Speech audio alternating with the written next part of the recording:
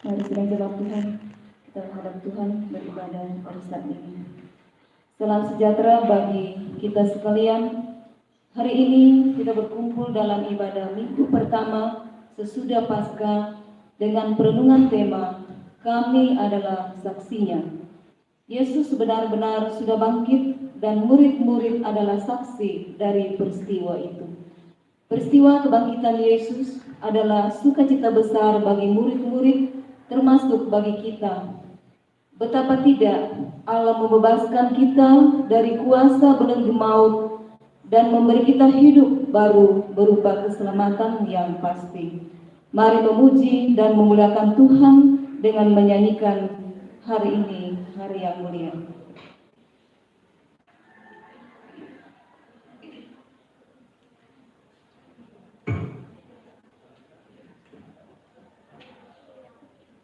Kidung Jemaat 3 ayat 1 sampai 3.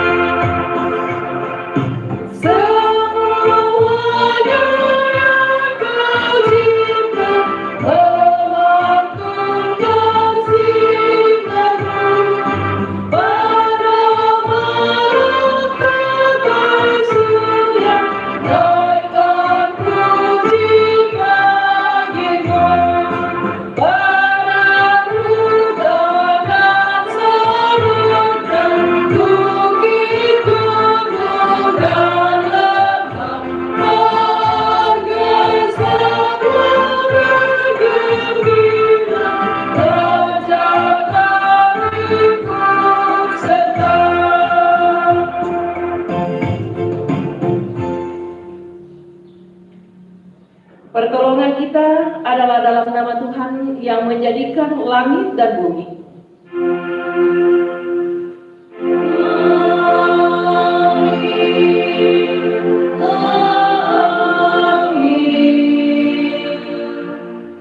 Kasih karunia dan damai sejahtera dari Allah Bapa kita, dari Tuhan Yesus Kristus menyertai kamu semua. Dan menyertai juga. Kita duduk. Mari sidang jemaat yang kekasih di dalam Tuhan, pun yang ada di rumah mereka, di rumah masing-masing. Mari di hadapan Allah kita mengaku dosa kita. Mari datang merendahkan diri kepada Tuhan Yesus. Ya Tuhan, siapakah yang dapat menolong kami yang berdosa ini? Siapapun tidak ada, takkan pernah ada kecuali Engkau. Sesungguhnya hanya Engkaulah satu-satunya yang sanggup Dengan kasih-Mu Engkau telah menyerahkan nyawa-Mu, mati dan bangkit untuk menggantikan kami yang hina dan yang berdosa ini. Dengan penuh penyesalan, kami datang kepadamu, ya Tuhan.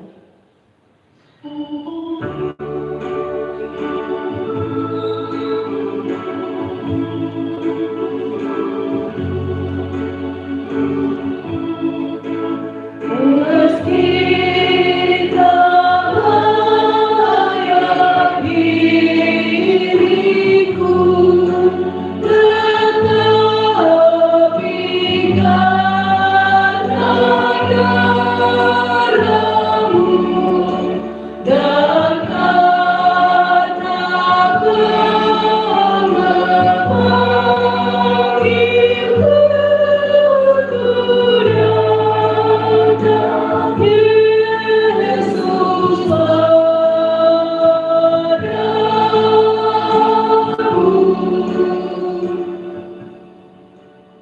Kami sadar bahwa kami benar-benar sudah bersalah kepadamu dan kepada sesama kami.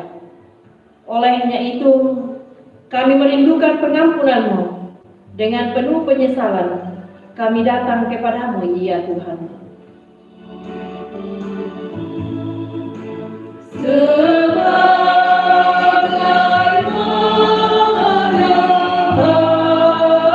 adanya jiwaku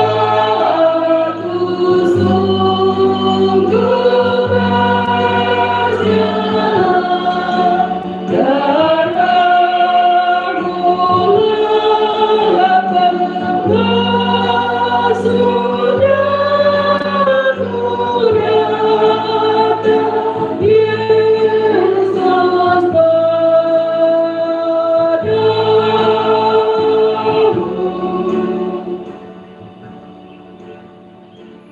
Tuhan, Engkau Allah yang mengampuni, maka tolonglah kami untuk dapat hidup mengasihi-Mu dan dapat mengampuni orang yang bersalah kepada kami.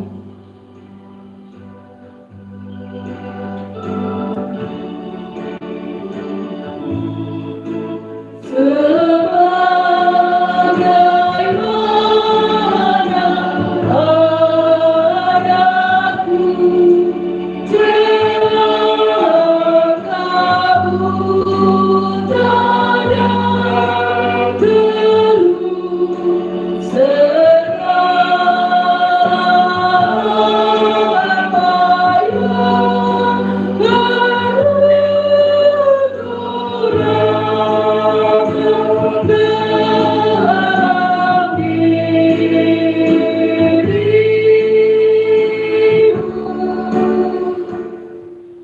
kepada kamu sekalian yang tunduk dalam penyesalan, berita anugerah dari Allah dinyatakan kembali.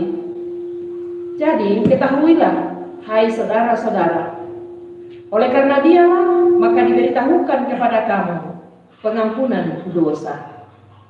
Bercurah darah Tuhan.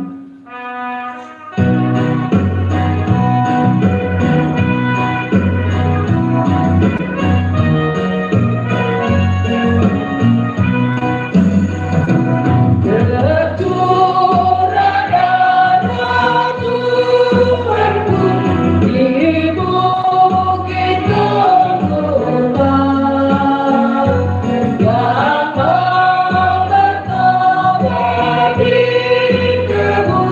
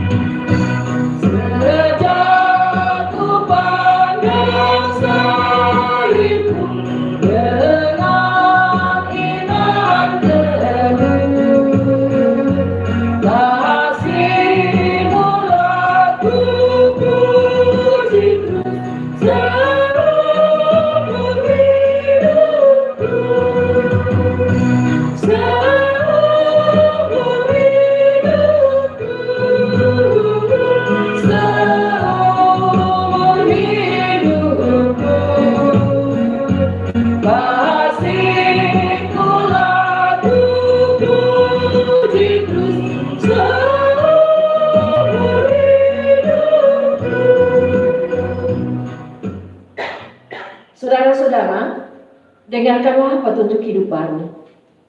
Hiduplah sebagai anak-anak yang taat, dan jangan turuti hawa nafsu yang menguasai kamu pada waktu kebodohanmu. Tetapi hendaklah kamu menjadi kudus di dalam seluruh hidupmu, sama seperti Dia yang kudus yang telah memanggil kamu. Amin. Mari bersama-sama kita membaca Mazmur 16 ayat yang pertama sampai dengan ayat yang ke-11.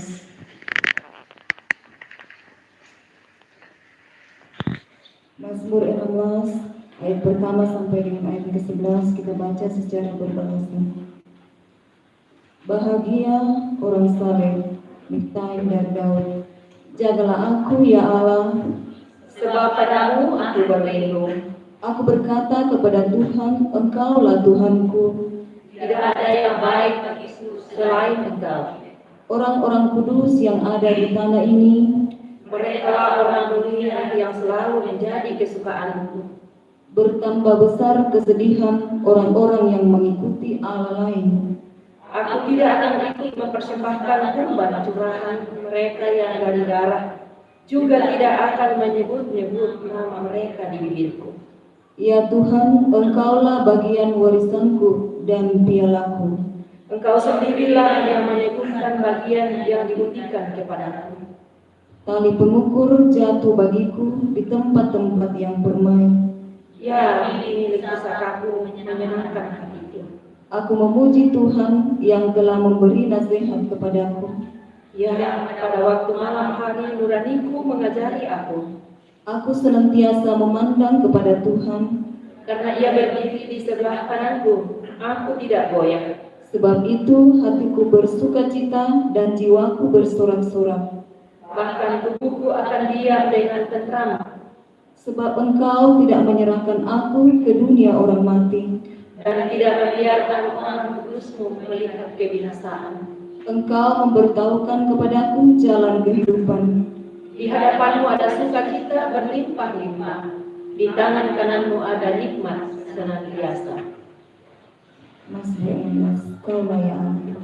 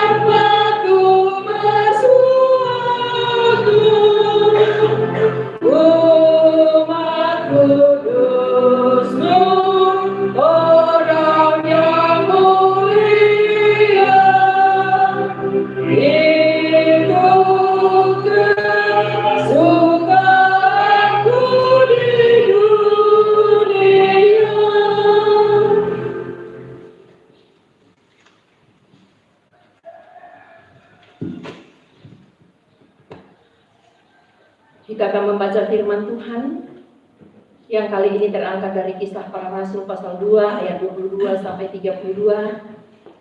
Pertama Petrus pasal 1 ayat 3 sampai 12 dan Injil Yohanes pasal 20 ayat 19 sampai 20. Sebelumnya mari Bapak Ibu kita bersatu di dalam doa kita, kendati pun kita berada di rumah kita masing-masing. Mari kita berdoa.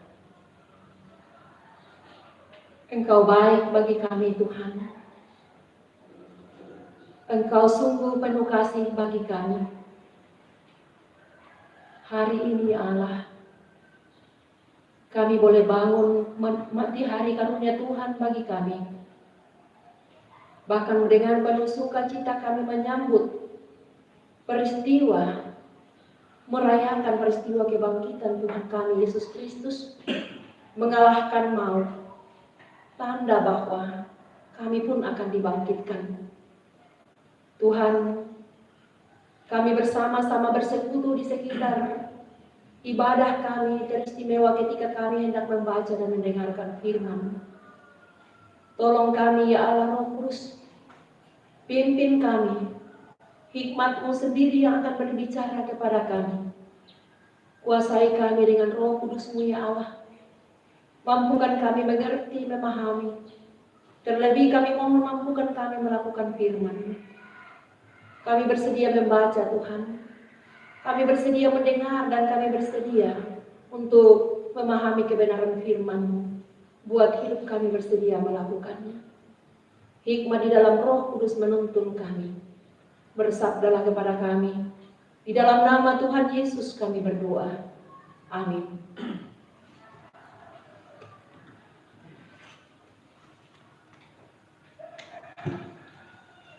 Pembacaan firman Tuhan yang pertama terdapat di dalam Kisah Rasul pasal 2 ayat 22 sampai dengan 32. Kisah Rasul pasal 2 ayat 22 sampai dengan 32. Firman Tuhan berbunyi demikian. Hai orang-orang Israel, dengarlah perkataan ini.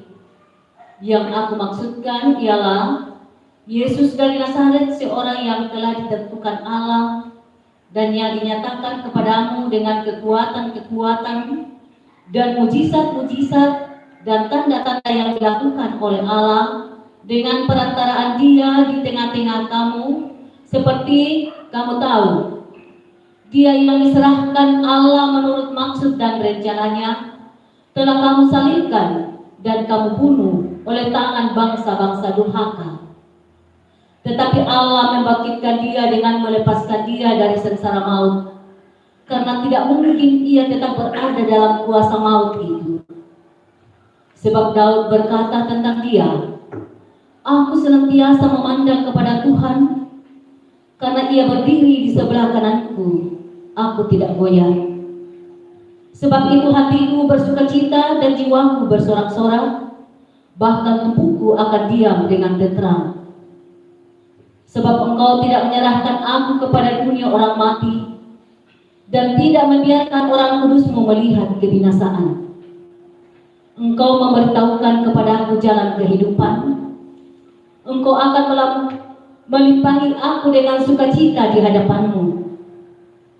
Saudara-saudara, aku boleh berkata-kata dengan terus terang kepadamu tentang Daud, bapa bangsa kita.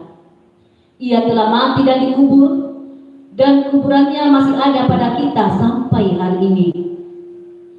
Tetapi ia adalah seorang nabi dan ia tahu bahwa Allah telah berjanji kepadanya dengan mengangkat sumpah bahwa ia akan mendudukkan seorang dari keturunan Daud sendiri di atas tahtanya. Karena itu ia telah melihat ke depan dan telah berbicara tentang kebangkitan Mesias, ketika ia mengatakan bahwa Dia tidak ditinggalkan di dalam dunia orang mati dan bahwa dagingnya tidak mengalami kebinasaan. Yesus inilah yang dibangkitkan Allah, dan tentang hal itu kami semua adalah saksi. Demikian firman Tuhan.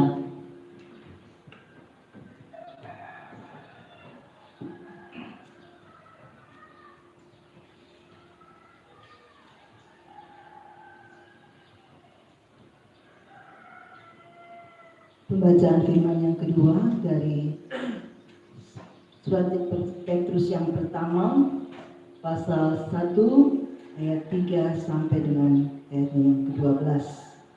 Petrus pasal 1 Petrus pasal 1 ayat 3 sampai 12. Pengharapan, iman dan kasih. Terpujilah Allah dan Bapa Tuhan kita Yesus Kristus, yang karena rahmat-Nya yang besar telah melahirkan kita kembali oleh kebangkitan Yesus Kristus dari antara orang mati kepada suatu hidup yang penuh pengharapan, untuk menerima suatu bagian yang tidak dapat binasa, yang tidak dapat cemar, dan yang tidak dapat layu, yang tersimpan di sorga bagi kamu, yaitu kamu yang dipelihara dalam kekuatan Allah karena imanmu, sementara kamu menantikan keselamatan yang telah tersedia untuk dinyatakan pada zaman akhir. Bergembiralah akan hal itu, sekalipun sekarang ini kamu seketika harus berduka cita oleh berbagai-bagai pencobaan. Maksud semuanya itu ialah untuk membuktikan kemurnian imanmu yang jauh lebih tinggi nilainya daripada emas yang fana yang diuji kemurniannya dengan api, sehingga kamu memperoleh puji-pujian dan kemuliaan dan kehormatan pada hari Yesus Kristus menyatakan dirinya. Sekalipun kamu belum pernah melihat Dia, namun kamu mengasihinya. Kamu percaya kepada Dia, sekalipun kamu sekarang tidak melihatnya. Kamu bergembira karena sukacita yang mulia dan yang tidak terkatakan, karena kamu telah mencapai tujuan imanmu, yaitu keselamatan jiwamu. Keselamatan itulah yang diselidiki dan diteliti oleh nabi-nabi yang telah bernubuat tentang kasih karunia yang diuntukkan bagimu. Dan mereka meneliti saat yang mana dan yang bagaimana yang dimaksudkan oleh Roh Kristus yang ada di dalam mereka, yaitu Roh yang sebelumnya memberi kesaksian tentang segala penderitaan yang akan menimpa dan tentang segala kemuliaan yang menyusul sesudah itu. Kepada mereka telah dinyatakan bahwa mereka bukan melayani diri mereka sendiri, tetapi melayani kamu dengan segala sesuatu yang telah diberitakan sekarang kepada kamu dengan perantaraan mereka, yang oleh Roh Kudus yang diutus dari sorga menyampaikan berita Injil kepada kamu, yaitu hal-hal yang ingin diketahui oleh malaikat-malaikat. Demikian firman Tuhan.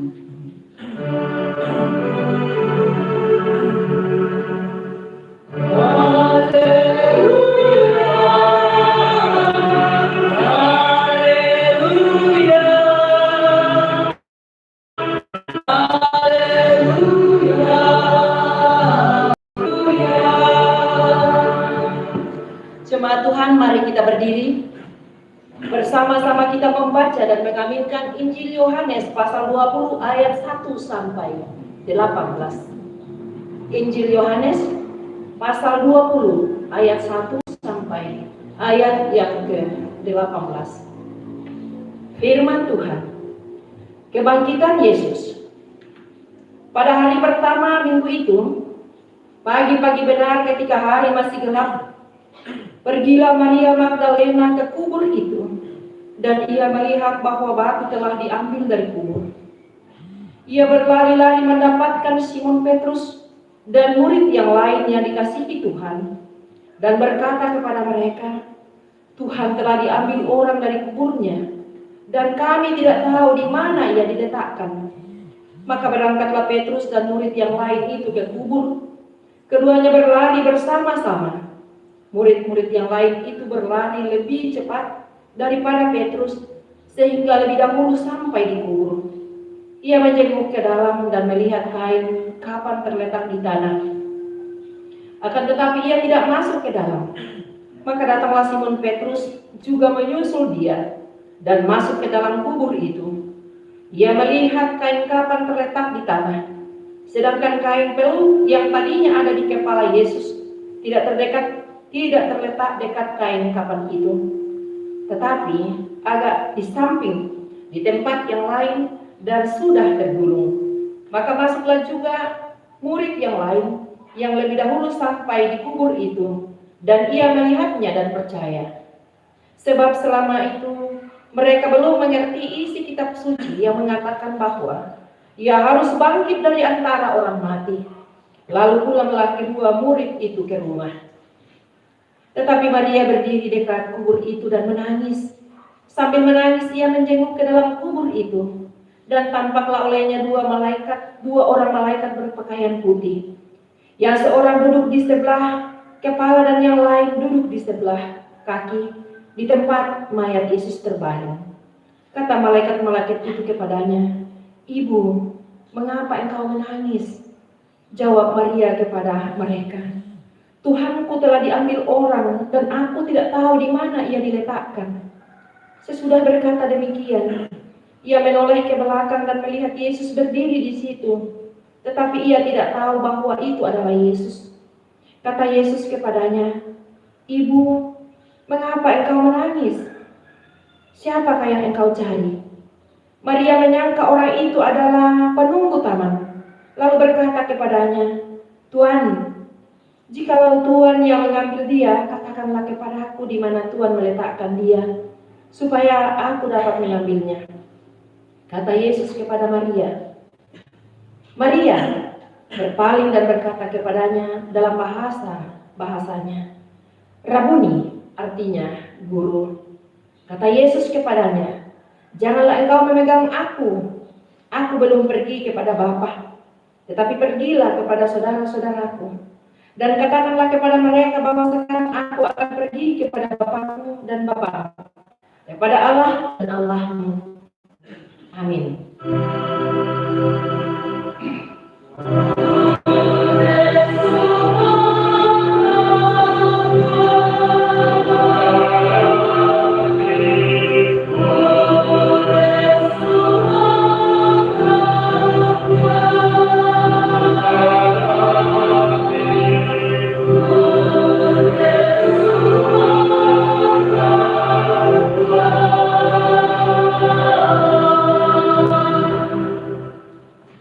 Silakan duduk kembali.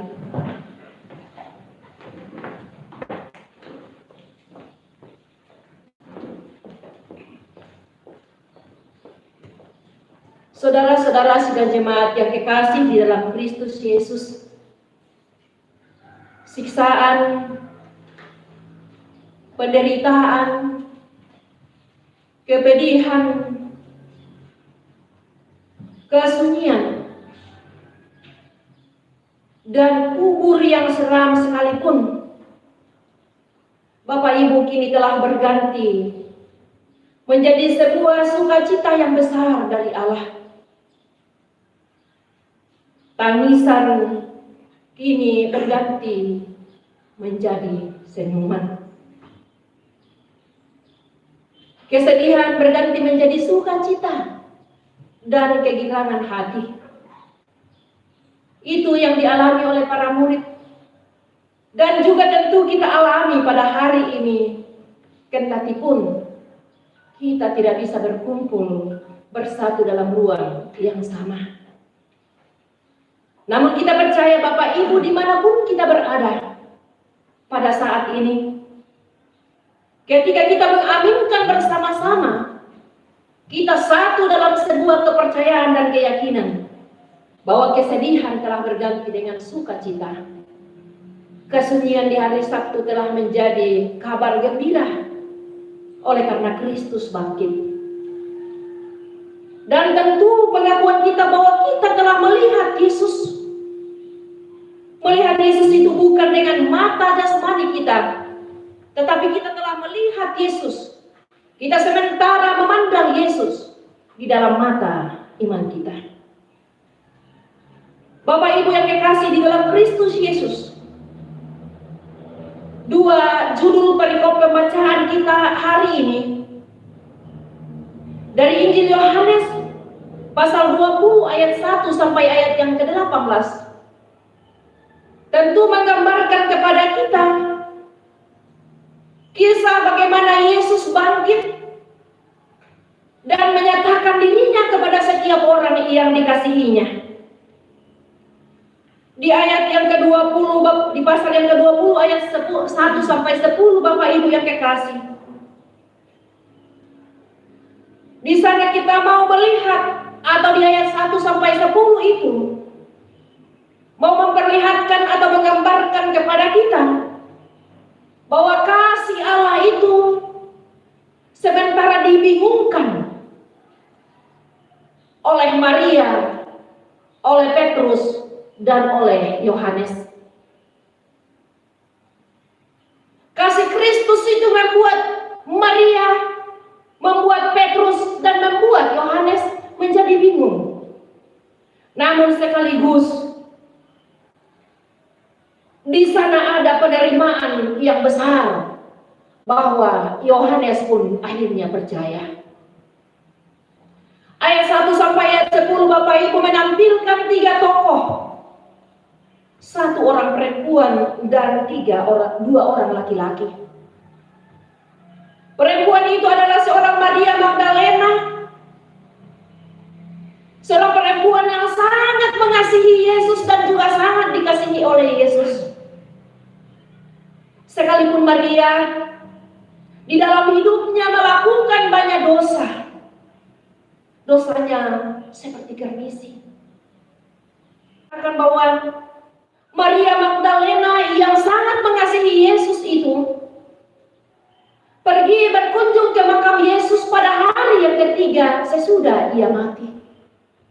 Bapak Ibu yang kekasih, orang yang dikasihinya atau kuburan dari orang yang dikasihinya.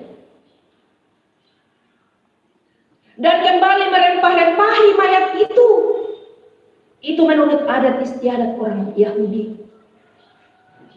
Di samping itu ada pemahaman mereka bahwa ketika baru dikuburkan sampai 3 hari lamanya, roh dari orang mati itu bergentayangan atau melayang-layang di kuburan itu. Selama 3 hari lamanya, di dalam kuburan roh dari orang mati itu melayang-layang atau bergentayangan di dalam kuburan itu.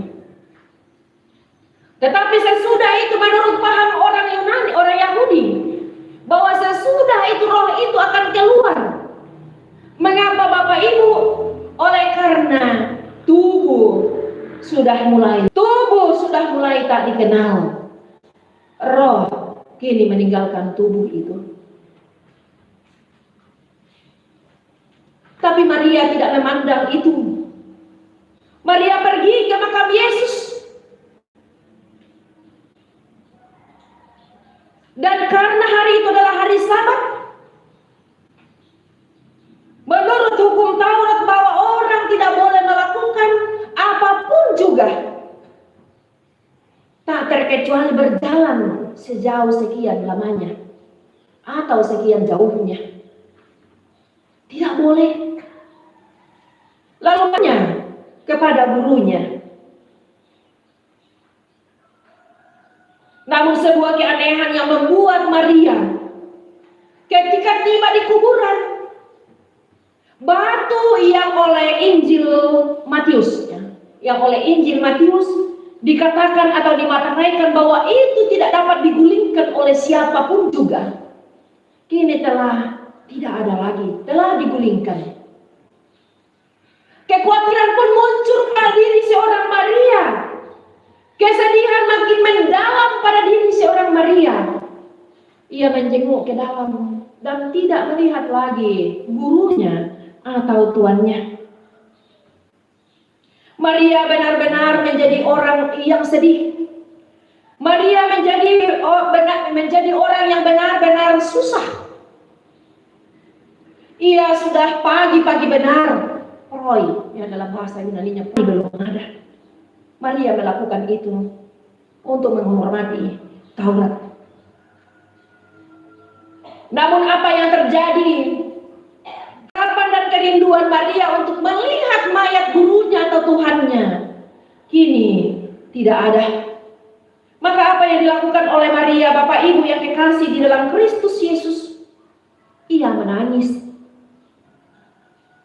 Ia menangis, Maria tiada hentinya menangis, Bapak Ibu kekasih. Tangisan Maria mau menunjukkan kepada kita bahwa Maria sangat sedih kehilangan mayat itu. Sangat susah, bahkan sangat kesepian. Ditambah semakin sedih, semakin susah, dan semakin sepi oleh karena mayat itu pun telah hilang. Itu pikiran Maria. Yang kedua yang muncul di dalam diri seorang Maria, yaitu bahwa Maria oleh karena sedihnya, ia berpikir bahwa mungkin saja orang Yahudi telah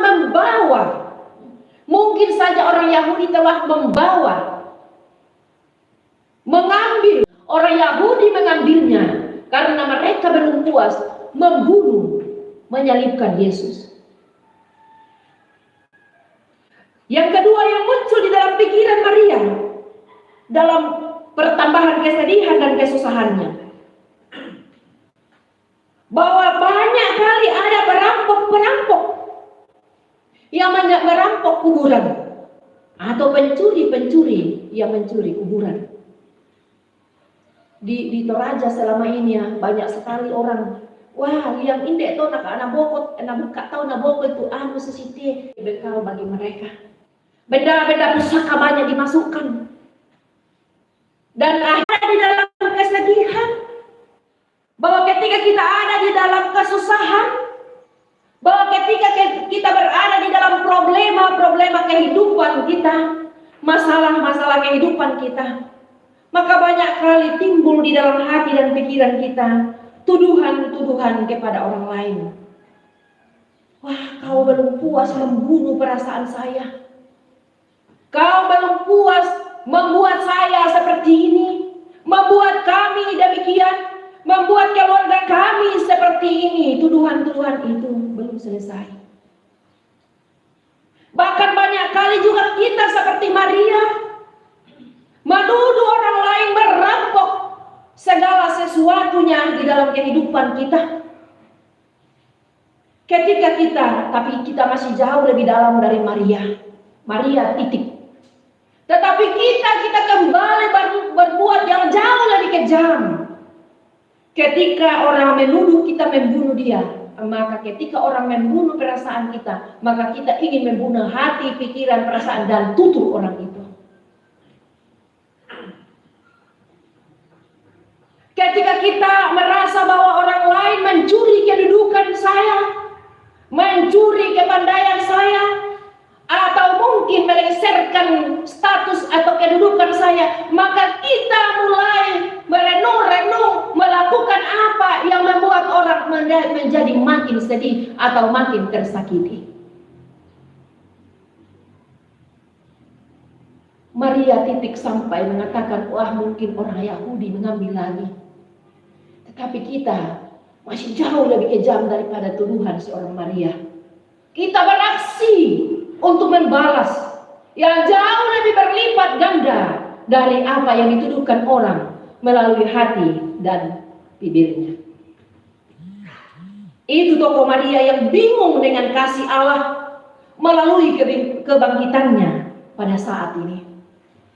Lalu tokoh yang kedua yang dimunculkan dari pembacaan kita ialah seorang Petrus. Petrus Bapak Ibu adalah seorang pemimpin selama ini. Seandainya bisa dikatakan dia wakilnya Yesus ya ketika Yesus masih hidup. Banyak kali dia bergerak, banyak kali dia memimpin, banyak kali dia berbicara, banyak kali dia lebih dahuluan maju dibandingkan teman-temannya atau murid-murid yang lain.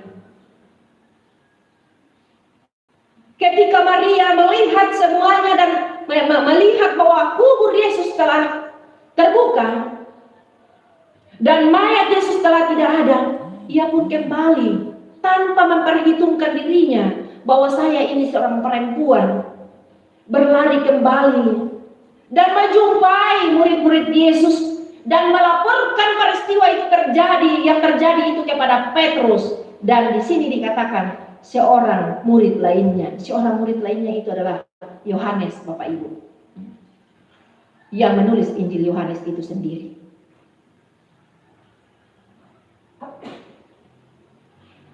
Maria melapor, kubur kita, kubur Yesus kita, kubur Tuhan kita, kubur guru kita telah dibuka. Maka Petrus dan murid yang lain itu berlari-lari ke makam atau ke kuburan Yesus. Kemungkinan besar ya, Petrus ini lebih tua daripada Yohanes atau murid yang lain itu. Karena apa? Sama-sama berlari, tetapi rupanya murid yang lain itu, yang dalam hal ini Yohanes jauh lebih dahulu sampai ke kuburan. Sesudah itu barulah tiba Petrus. Tetapi masing-masing dengan gaya mereka. Ketika murid yang lain atau Yohanes ini tiba, Ia pun sama seperti Maria tadi hanya menjenguk ke dalam. Dilihatnya bahwa memang mayat Yesus sudah tidak ada lagi. Kain kapan dan kain peluh tergulung baik, tergulung bagus. Hanya sebatas itu. Tetapi Petrus yang bersifat impulsif, energik Bapak Ibu, datang langsung masuk ke dalam kuburan itu dan melihat, menyaksikan dengan matanya bahwa betul-betul mayat Yesus telah tiada lagi. Kain kapan dan kain peluh sama yang dilihat oleh Maria dan Yohanes.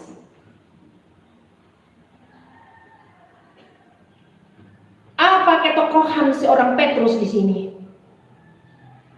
Bahwa Petrus sekali pun ia pernah mengkhianati Yesus dengan menyangkal Yesus pada saat Yesus sementara diadili dan hendak disalibkan. Petrus menyangkal Bapak Ibu.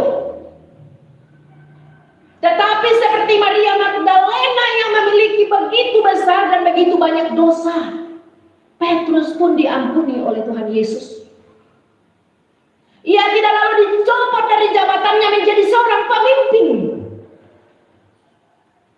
Talenta kepemimpinan, karunia kepemimpinan pada diri seorang Petrus tetap melekat pada dirinya. Sehingga Maria pun datang. Petrus,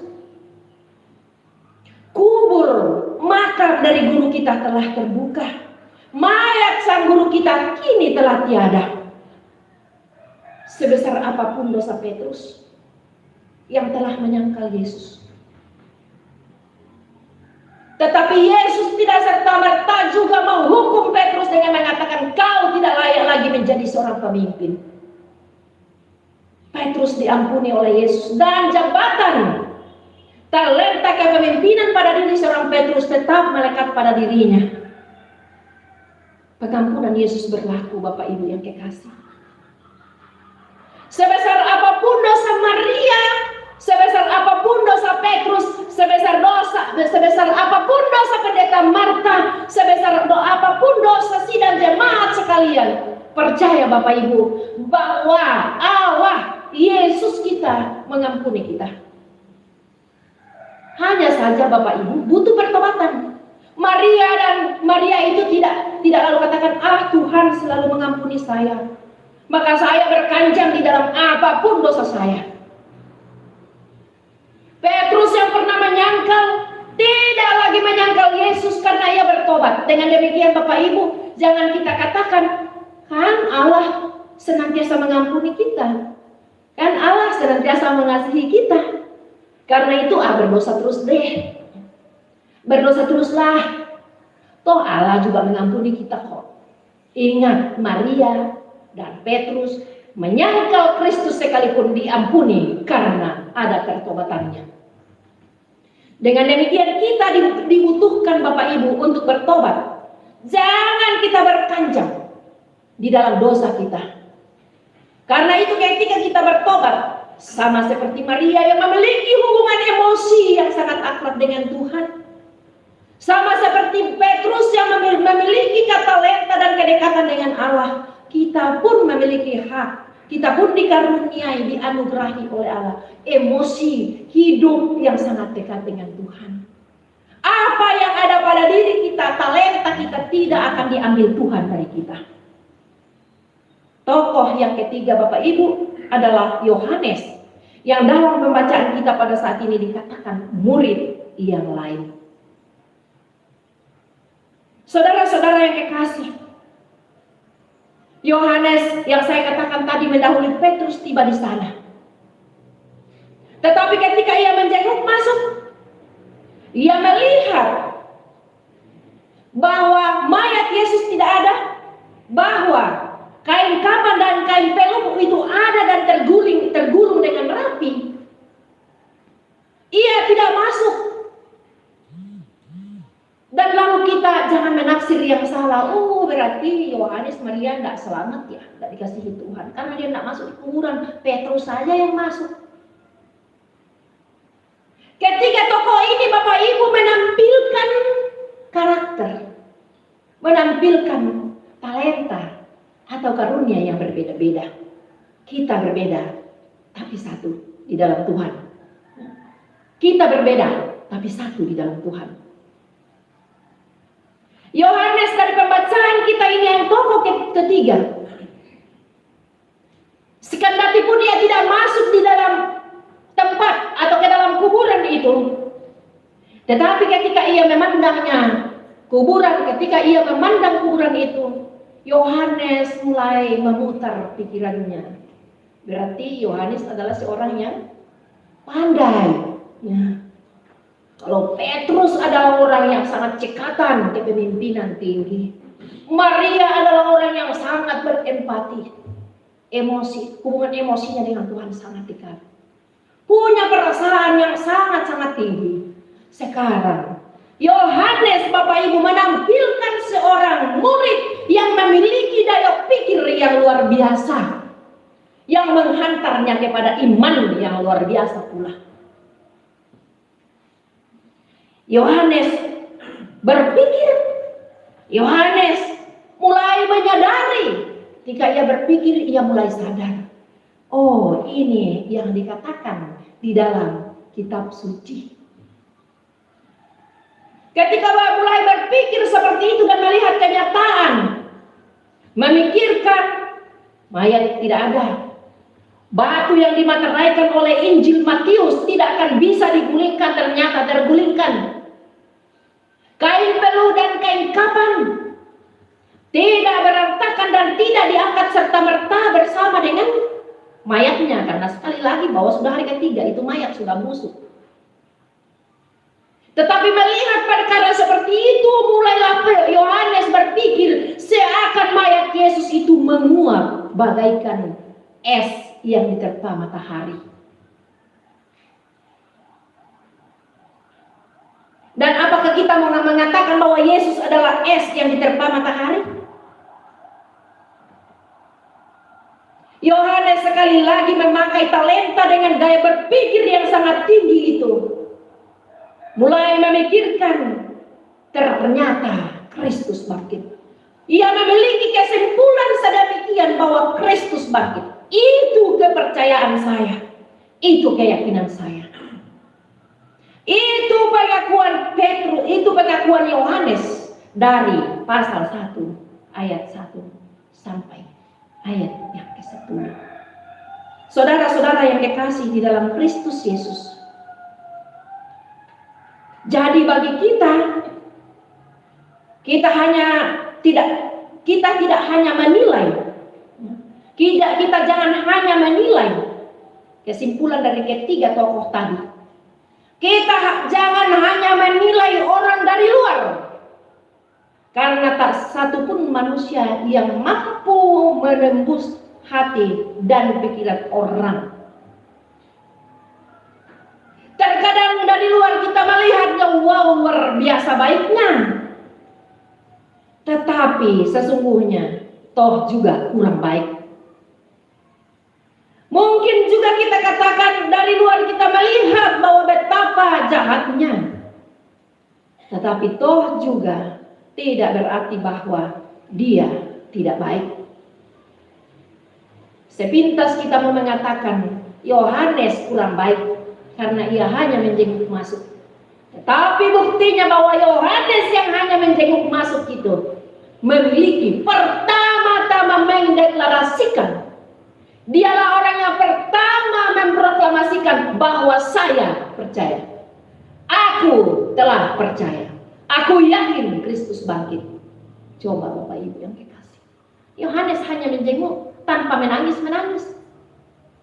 Tanpa masuk mengatakan itu dan ini. Tetapi Yohaneslah yang pertama mengatakan, saya percaya. Kendatipun kita tidak melihat secara langsung Bapak Ibu. Karena Yohanes, Maria dan Petrus pun tidak secara langsung melihat. Lihat, Yesus mulai bangkit. Yesus mulai bernapas. Tidak Bapak Ibu. Kita juga tidak akan pernah melihat peristiwa itu lagi. Tetapi seperti iman Yohanes, mari juga kita beriman. Bahwa saya percaya Yesus bangkit. Saya percaya Yesus juru selamat saya. Jangan kita hanya menilai dari luar. Dalam persahabatan atau dalam hubungan, dalam kehidupan sosial kita pun juga. Jangan kita mengukur dari ukuran luar saja. Kita melihat moral orang. Kita mengukur kehidupan orang dari luar. Kita tidak pernah masuk. Nanti kita tahu betul. Demikian kehidupan orang ini ketika kita hidup bersamanya. Sedangkan itu saja belum tentu kita tahu betul 100%, 90%, 80% anak kita, pasangan kita. Saudara-saudara yang terkasih di dalam Kristus Yesus, itu Yohanes mau mengatakan kepada kita. Pertama sekali mengatakan saya percaya. Lalu Yohanes pasal 20 ayat 18 sampai ayat 11 sampai ayat 18. Di sana terjadi pengakuan besar. Dan pengakuan besar itu Bapak Ibu bukan sekedar hanya diakui. Yes, saya percaya seperti Yohanes. Bukan hanya kita mengatakan, iya saya beriman. Saya yakin bahwa Yesus bangkit, tetapi selanjutnya Bapak Ibu, ada tugas panggilan untuk menyampaikan apa yang kita lihat, apa yang kita percaya. Ada tugas panggilan ketika Maria mengaku, ketika Yohanes mengaku, maka tugas selanjutnya sampaikan itu kepada saudara-saudaraku. Sampaikan itu kepada saudara-saudaraku. Tidak titik yang penting saya percaya. Tidak titik yang penting saya beriman. Nah, tidak ada aksi selanjutnya, tetapi kita dituntut untuk beraksi, Bapak Ibu. Kita dituntut untuk mengatakan apa yang telah kita dengar, apa yang telah kita lihat, dan apa yang telah kita percaya. Saudara-saudara yang terkasih, Petrus dan Yohanes, ya, kita melihat pembacaan kita di ayat yang ke-11 sampai ayat yang ke-18 itu kembali seorang perempuan, tokoh satu-satunya di ayat yang ke-11 sampai 18 yaitu Maria.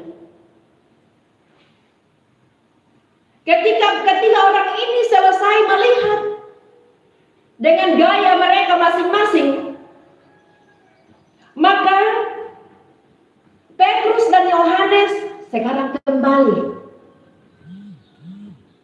Sudah pergi. Tetapi perempuan yaitu seorang Maria masih tetap tinggal di sana. Masih tetap tinggal di kuburan, dan saatnya sekarang ia sedang dan sementara menangisi mayat Yesus yang sekarang tidak ada lagi. Ya, yang sekarang tidak ada lagi. Ia sementara menangisi itu. Ketika seseorang menangisi, ketika seseorang bersusah, maka Yesus tidak membiarkan Maria bersusah seorang diri, menangis seorang diri, tetapi ia datang dalam sapaan yang sangat indah, yang sangat akrab, yang sangat menghormati, yang sangat intim dengan Maria, dengan menyebut, "Ibu, mengapa engkau menangis? Ibu, mengapa engkau menangis?" Ibu adalah bahasa yang sangat dekat. Ibu adalah bahasa yang sangat akrab dan intim dengan kita. Ibu adalah lambang atau bahasa yang sangat menghormati. Itulah sapaan atau itulah panggilan Yesus kepada Maria yang pada saat itu sementara menangisi mayat Yesus yang hilang.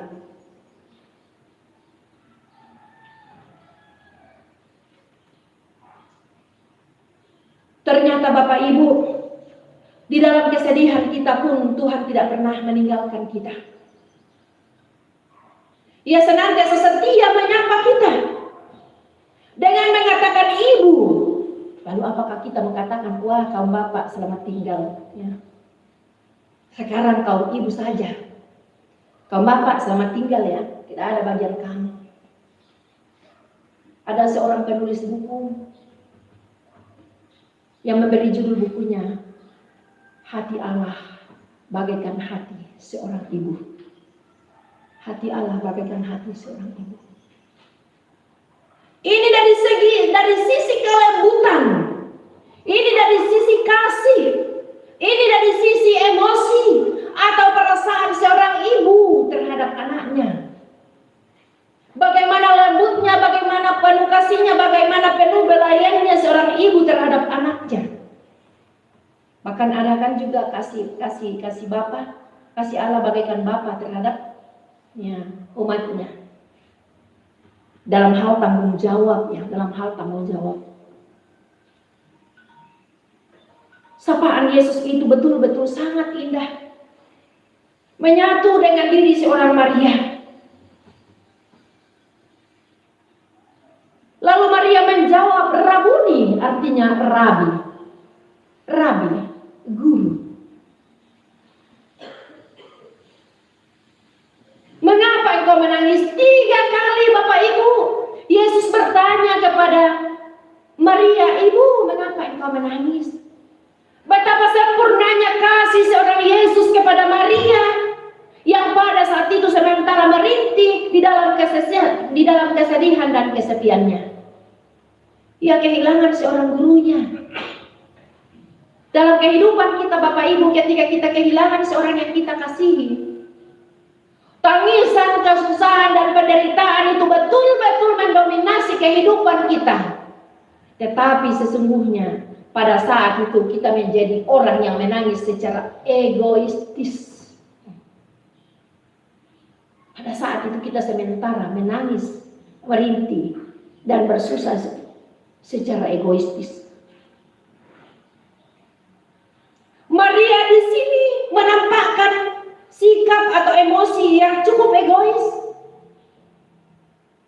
Karena apa? Ia meratap di dalam ketidakberpengharapan. Ia tidak mengerti bahwa Yesus yang adalah Allah itu menjadi manusia kembali kepada hadiratnya. Kembali ke hakikatnya.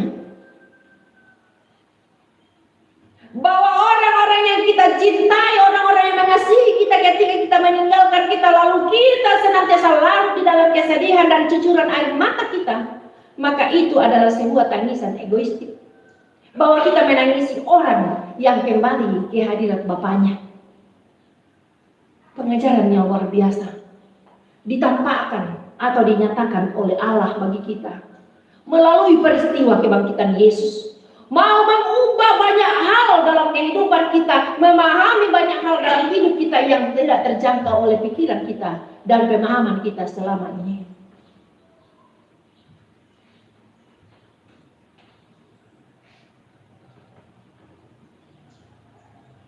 Ketika Yesus berkata demikian kepada Maria, Maria menjawab, Rabuni atau Rabi. 3 kali jawaban itu dan 3 kali panggilan itu, sapaan itu dan 3 kali jawaban itu. Maria yang sementara menangis hendak menggapai Yesus dari pembacaan kita, menyentuh Yesus. Tetapi apa kata Yesus kepada Maria? Jangan sentuh saya, karena aku belum kembali kepada Bapakku. Artinya kini Yesus bukan lagi seorang manusia, tetapi kini ia betul-betul menjadi Allah yang kembali tidak boleh menjadi satu dengan manusia yang berdosa, yang seperti Maria masih menangis dalam keegoisannya.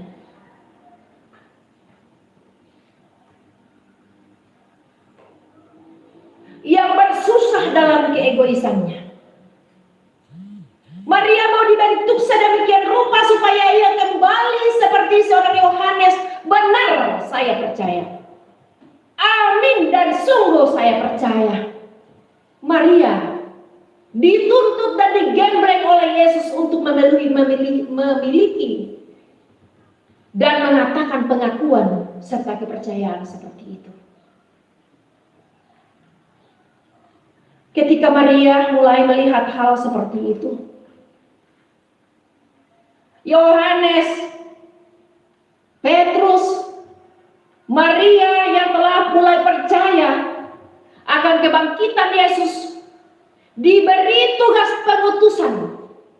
Dari ayat yang ke-17, kata Yesus kepadanya, "Jangan engkau memegang aku, sebab aku belum pergi kepada Bapa.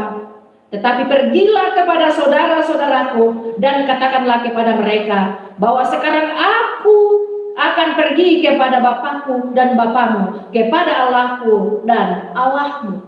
Jangan pegang aku. Jangan lagi tinggal di sini, tapi pergilah. Katakanlah kepada saudara-saudaraku." Kristus di sini masih menyebut semua orang menjadi saudara-saudaranya. Kristus tidak mau menyebut orang lain sebagai musuhnya. Kristus tidak mau menyebut orang lain sebagai orang yang berbeda dengan dia. Kristus tidak mau menyebut orang lain sebagai orang yang tidak dikasihinya dan dibiarkannya. Tetapi tugas pengutusan diberi kepada Maria. Jadi baik laki-laki maupun perempuan diberi tugas dan tanggung jawab untuk pergi. Katakan ini kepada saudara-saudaraku. Bukan perempuan-perempuan, bukan laki-laki, tetapi saudara-saudaraku. Bukan hanya orang Israel atau orang Yahudi, bukan hanya orang Romawi, bukan hanya orang Yunani, tetapi saudara-saudaraku, Bapak Ibu. Universal. Untuk semua, pergi katakan kepada mereka. Dan apa yang pergi mau dikatakan kepada mereka? Bahwa sekarang aku akan pergi kepada Bapakku dan Bapamu. Artinya kemenangan sudah ada pada diri Petrus, Yohanes dan Maria. Kepada Allahku dan kepada Allahmu. Kita sudah menjadi Maria, Petrus dan Yohanes telah menjadi anak dari Bapa kita Allah kita di sorga. Maria, Yohanes dan Petrus telah menjadi umat kekasih-kekasih Allah Yesus dan Allah mereka, Allah kita sekalian. Tugas pemberitaan ini Bapak Ibu bukan hanya ditujukan kepada Maria, kepada Petrus dan kepada Yohanes, tetapi kita semuanya dipanggil Bapak Ibu. Kita semuanya ditetapkan dan diharapkan untuk menjadi orang yang membawa kabar kepada setiap saudara-saudara kita. Tidak boleh memilih-milih bahwa karena pendeta Marta orang Bokayu, maka yang menjadi sasaran saya untuk pemberitaan Injil ya orang Bokayu saja. Tidak usah orang Lantelemo. Kepada saudara-saudara, kepada siapapun juga Bapak Ibu. Kepada Bapak Ibu yang ada di rumah. Tugas pemberitaan itu bukan hanya kepada anak-anak kita di dalam rumah kita. Bukan hanya kepada tetangga-tetangga kita, tetapi kepada siapapun kita berjumpa. Katakan, saya percaya Kristus bangkit. Kristus adalah Bapa, Allah adalah Bapakku di dalam Kristus dan Allahku di dalam Kristus. Dengan demikian, Allah Bapamu, Bapakku di dalam Kristus adalah Bapamu juga. Allahku di dalam Kristus adalah Allahmu juga. Itu yang harus kita sampaikan. Dan tugas panggilan ini Bapak Ibu, Maria tidak mengatakan, jangan, saya hanya seorang perempuan. Saya tidak berdaya, saya tidak kuat, saya tidak dihargai di kalangan orang Yahudi. Karena perempuan itu kurang berharga di mata orang Yahudi. Maria tidak menolak itu. Tetapi Maria dengan cepat-cepat pergi berkata kepada murid-muridnya. Apa yang dia telah lihat, apa yang dia telah buktikan. Bahwa aku telah melihat Tuhan. Aku telah melihat Allah. Lalu apa yang kita mau katakan sebagai murid-murid Tuhan? Maria, Maria, Yohanes, Yohanes, atau Petrus, Petrus di zaman sekarang. Apakah kita mesti pergi ke Israel melihat kuburan Yesus?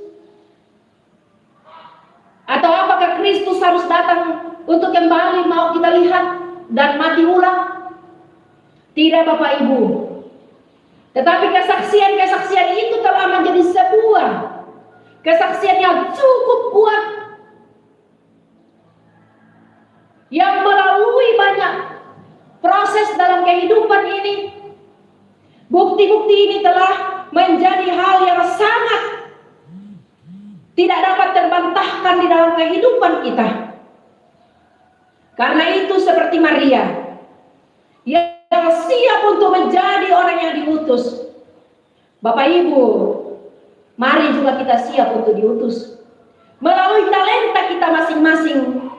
Karena kita sudah melihat Yesus yang bangkit melalui emosi kita, perasaan kita seperti Maria, melalui kepemimpinan kita seperti Petrus, melalui pikiran atau kehandalan kita berpikir seperti Yohanes.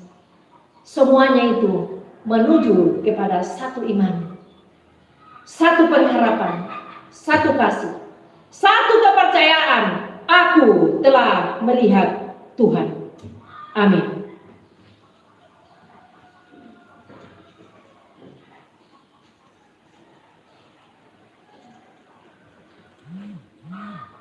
Saudara-saudara yang kekasih di dalam Tuhan, beberapa hari ini kita berada di dalam kesedihan. Tuhan Yesus guru kita disalibkan, ditombak, Ia mati, dikuburkan. Kita merasakan kesunyian. Tapi kini kesusahan dan tangisan air mata itu kini telah berganti menjadi sukacita. Kini telah berganti menjadi sebuah kepercayaan yang sungguh. Karena itu kami tidak akan pernah lagi menjadi orang yang menangis dan berduka cita. Dan akhirnya mata kami tidak melihat betapa mulianya Tuhan dalam hidup kami. Mari kita berdoa. Bapa kami, Bapa kami yang di sorga, dikuduskanlah namamu, datanglah kerajaanmu, jadilah kehendakmu di bumi seperti di surga. Berikanlah kami pada hari ini makanan kami yang secukupnya, dan ampunilah kami akan kesalahan kami, seperti kami juga mengampuni yang bersalah kepada kami. Dan jangan bawa kami ke dalam pencobaan, tetapi lepaskanlah kami daripada yang jahat. Karena Engkau yang punya kerajaan dan kuasa dan kemuliaan sampai selama-lamanya. Amin. Mari saudara-saudara, kita berdiri. Kita bersama-sama di hadapan Tuhan mengakui iman kita menurut ke-12 pengakuan iman rasuli. Aku percaya kepada Allah, Bapa yang Maha Kuasa, Ahli langit dan bumi, dan kepada Yesus Kristus, anaknya yang tunggal Tuhan kita, yang dikandung dari Roh Kudus, lahir dari anak darah Maria, yang menderita di bawah pemerintahan Pontius Pilatus, disalibkan, mati dan dikuburkan, turun ke dalam kerajaan maut. Pada hari yang ketiga, bangkit pula dari antara orang mati, naik ke sorga, duduk di sebelah kanan Allah, Bapa yang Maha Kuasa, dan akan datang dari sana untuk menghakimi orang yang hidup dan yang mati. Aku percaya kepada Roh Kudus, gereja yang kudus dan aman, persekutuan orang kudus, pengampunan dosa, kebangkitan daging, dan hidup yang kekal. Amin. Selamat bagi Allah Bapa.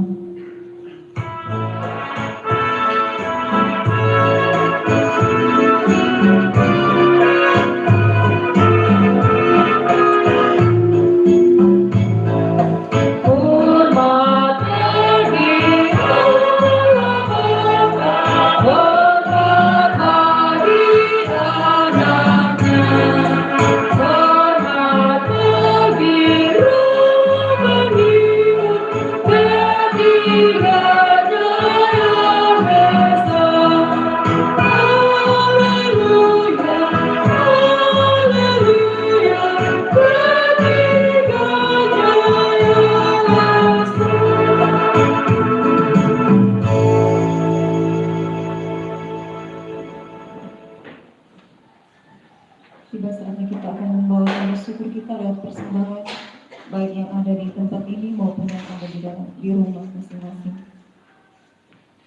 Tetapi aku dengan ucapan syukur akan kupersembahkan korban kepadamu.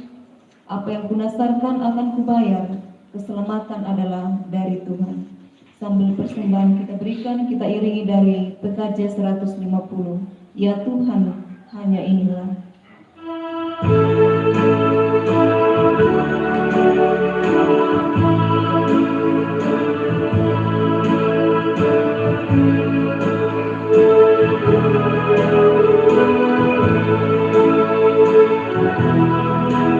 Ya Tuhan, hanya inilah yang dapat ku beri padamu. Ucapan syukur apalah dibanding berkat karuniamu.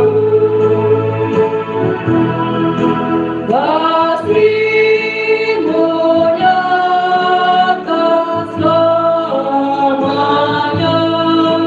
sepanjang hidup di dunia. Dikala keadaan senang, hanyalah Engkau jaminannya. Pujian hormat terimalah, ya Tuhan, sumber segala berkat.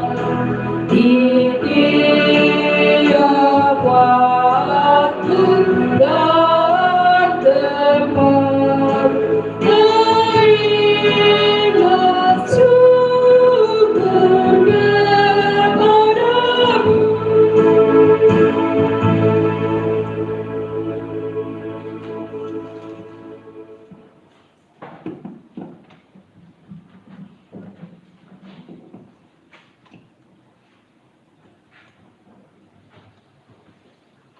Majelis Gereja mengucapkan selamat datang dalam ibadah persekutuan ini, dan secara khusus Bapak Ibu yang mengikuti live streaming dan juga melalui pembesar suara dari Gedung Gereja Jemaat Rantelemo. Kami mengucapkan selamat beribadah, selamat datang bersama dan beribadah bersama dengan Jemaat Rantelemo. Salam sejahtera bagi kita sekalian. Adapun penekanan dan tambahan warta jemaat pada hari ini Minggu tanggal 12 April 2020 adalah sebagai berikut. Jadwal ibadah rumah tangga itu dilakukan melalui live streaming dan diumumkan melalui pembesar suara pada saat ibadah akan dilaksanakan. Yang pertama, ibadah PWGT hari Selasa tanggal 14 April 2020 itu live streaming dari Pastori Jemaat Rantelemo, pelayan firman dan liturgis Ibu Pendeta Marta Bura Ewana, Ibu Penatua Yeni Sampedato, Ibu Penatua Martina Biu, dilaksanakan pukul 7 atau jam 19 WITA. Yang kedua, ibadah rumah tangga pada hari Rabu tanggal 15 April 2020 dilaksanakan live streaming dari Gereja Toraja Jemaat Rantelemo, pelayan firman Ibu Penatua Jerniani Paimbonan, Ibu Penatua Paulina Bidangan, dan Deakin Charlotte Kadarma. Itu juga dilaksanakan jam 7 atau jam 19 WITA. Selanjutnya pada hari Jumat, ibadah rumah tangga hari Jumat tanggal 17 April 2020 itu juga dilaksanakan live streaming dari Jemaat Rantelemo, pelayan Penatua Alfrida Paresa, Diaken Dr. Anda Adelvina De Asikalo, dan Penatua Nurseni Tonda. itu juga dilaksanakan pada jam 7 atau jam 19 WITA. Jadi itu dilaksanakan secara live streaming, semua ibadah-ibadah rumah tangga itu dilaksanakan live streaming dan diumumkan sebelum ibadah dimulai melalui pembesar suara dari gedung gereja. Kemudian ibadah hari Minggu untuk minggu depan, pelayan Ibu Pendeta Marta Pura Ewana. Selanjutnya untuk minggu depannya lagi tanggal 19 April, yaitu Pendeta Marta Pura Ewana, liturgis Penatua Arni Bidangan dan PPA Deakin Alfrida Biu. Selanjutnya kami sampaikan, informasikan kepada kita semua bahwa bila mana kita membutuhkan informasi atau ditopang dalam doa, silakan menghubungi bidang pelayanan juga atau langsung menelpon ke Ibu Pendeta. Karena kondisi kita sekarang ini untuk berkomunikasi hanya bisa berkomunikasi melalui HP dan alat teknologi lainnya. Karena itu diharapkan kepada segenap anggota jemaat, bila membutuhkan pelayanan, topangan doa dan lain sebagainya, silakan menghubungi bidang pelayanan jemaat Rantelemo. Demikianlah penekanan warta jemaat atas perhatian segenap warga jemaat, Bapak Ibu yang mengikuti live streaming dan juga mendengarkan dari pembesar suara. Majelis Gereja Jemaat Rantelemo mengucapkan terima kasih. Tuhan memberkati kita semua.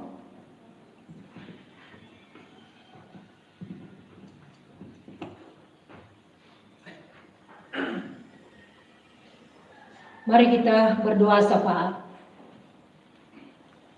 Bersukacita hati kami Tuhan, bergirang ria kehidupan kami. Kendati pun banyak dalam kehidupan kami mengalami kesedihan, kesusahan atau problem kehidupan. Namun hari ini kami kembali datang di hadirat Tuhan dengan penuh sukacita, mengaminkan dan mempercayai bahwa Kristus Tuhan kami telah bangkit dari kematian, menganugerahkan kepada kami hidup kekal. Kami bersyukur atas firman-Mu yang Engkau telah perdengarkan bagi kami. Biarlah talenta-talenta yang ada pada diri kami adalah talenta yang kami mau pakai untuk kemuliaan Tuhan dan untuk membawa kabar baik, berita keselamatan bagi semua saudara-saudara kami. Kami bersyukur Tuhan bahwa kendati pun kami tidak ada dalam ruang yang sama untuk merespon begitu banyaknya berkat Tuhan dalam kehidupan setiap anak-anak-Mu. Anak-anak-Mu boleh menyatakan persembahan mereka. Terima kasih atas iman yang dimiliki oleh anak-anak-Mu untuk menjawab berkat Tuhan. Salah satunya melalui persembahan. Berkatilah kami majelis gereja, biar kami penuh dengan ketaatan, kebenaran, dan kesungguhan di hadapan Tuhan. Menata persembahan umat-Mu ini untuk menopang pertumbuhan persekutuan kami. Agar nama Allah, Bapa kami di sorga senantiasa kami muliakan. Tuhan, terima kasih kesehatan dan kekuatan yang Tuhan senantiasa berikan bagi kami hingga hari ini.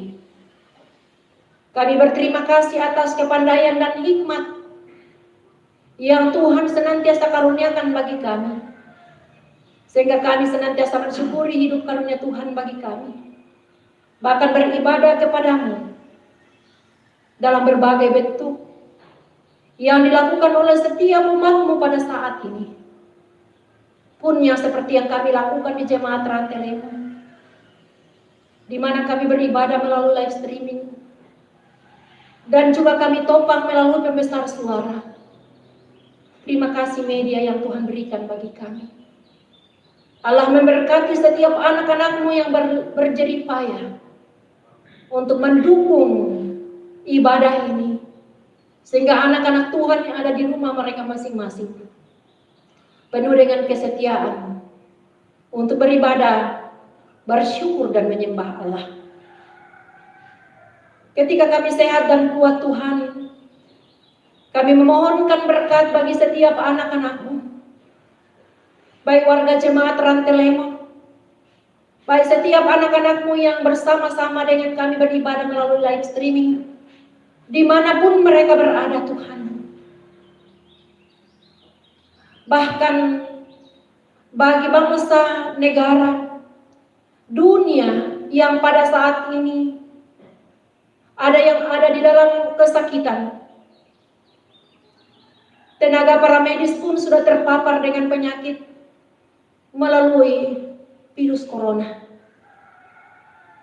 Engkau bangkit Tuhan dari kematian, yang membuat akal kami tak sampai. Semuanya itu menjadi mujizat dan mulia bagi kami. Karena itu dari tempat ini kami bermohon, Allah kami di dalam Yesus yang bangkit itu berkuasa menghentikan penyakit ini, agar tidak membuat kami, tidak membuat dunia ini cemas, tidak membuat kami getir. Namun kami selalu percaya, tidak membuat kami menangis, dan tidak memandang kemuliaan Tuhan dalam kehidupan kami. Tolong beri kepada tenaga para medis, pemerintah bangsa dan dunia ini kemampuan Tuhan untuk menghentikan virus corona ini. Karena kami percaya bahwa Engkau menyatakan otoritas-Mu melalui setiap orang yang Tuhan pakai dan Tuhan utus. Ya Tuhan Bapa di sorga, pendidikan anak-anak kami Tuhan juga berkati. Agar alat atau sarana, guru dan murid tetap berjumpa. Agar anak-anak kami tidak kekurangan kecerdasan. Terutama anak-anak kami semuanya makin cerdas di dalam spiritualitas kami.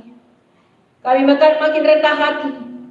Kami makin melihat kehidupan kami bahwa sesungguhnya kami ini tidak berdaya kalau Tuhan jauh dari kami. Namun kami memiliki kemampuan dan kepercayaan serta kekuatan ketika Allah senantiasa hidup di dalam kami. Karena itu biarlah kami tinggal di dalam Tuhan dan Tuhan tinggal di dalam kami. Sembuhkan mereka yang sakit. Hiburkan mereka yang berkeluh kesah, yang berduka cita. Seperti yang dialami oleh keluarga dari kedua hamba-Mu di dalam lingkup gereja Toraja. Orang tua kekasih kami, Bapak Pendeta MT Paunganan yang kemarin di hari Jumat Agung meninggal. Juga orang tua saudara kami, Bapak Pendeta Apel Lambe di Palu, yang juga Tuhan panggil dari tengah-tengah kehidupan keluarga, jemaat, dan masyarakat.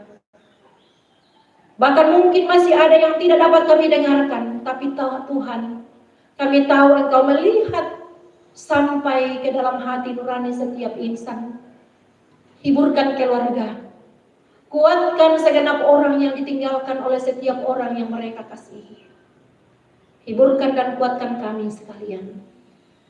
Ibadah-ibadah yang dilaksanakan Tuhan pun memberkati kami semua. Setiap orang yang mengambil bahagian di dalamnya, Allah berdaulat atas itu. Ampuni dosa-dosa kami Tuhan. Peluk kami dengan kasih-Mu, rangkul kami, dan buat hidup kami menjadi damai dengan Tuhan dan sesama kami. Di dalam nama Kristus Yesus kami berdoa. Amin.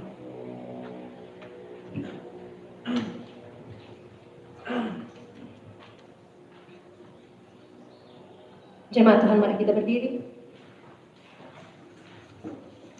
Kita menyanyikan PKJ 234, Jangan Khawatirkan Hari Esok. Jangan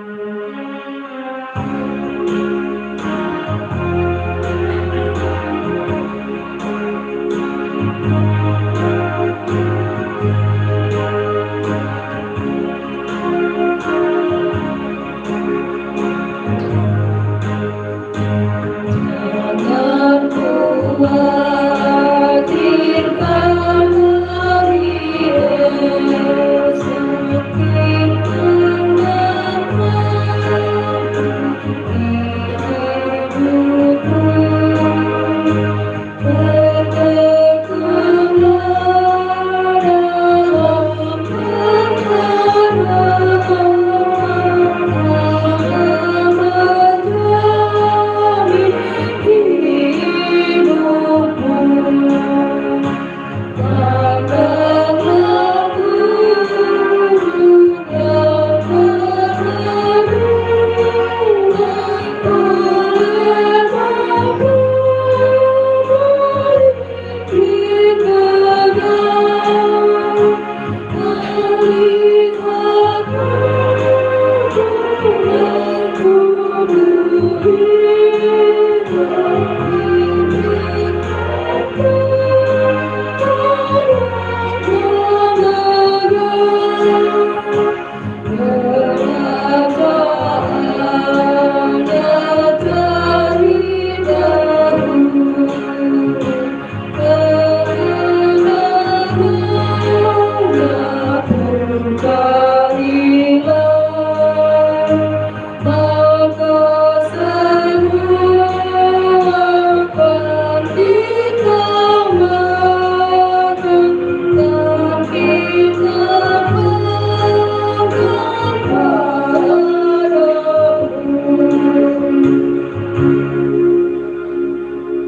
Saudara-saudara, pergilah.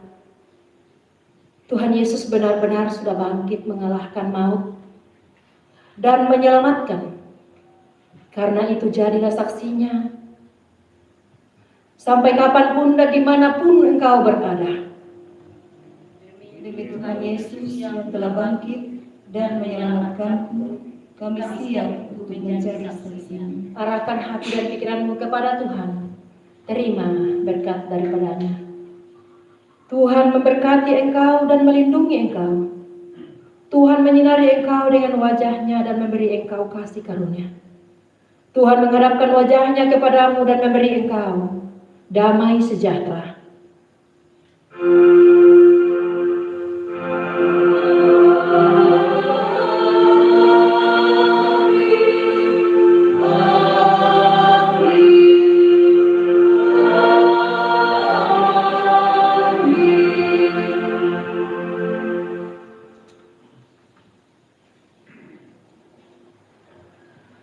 Untuk mengakhiri ibadah kita kembali nyanyikan PKJ 117, Ada Yang Tanya Kepadaku. Kepadaku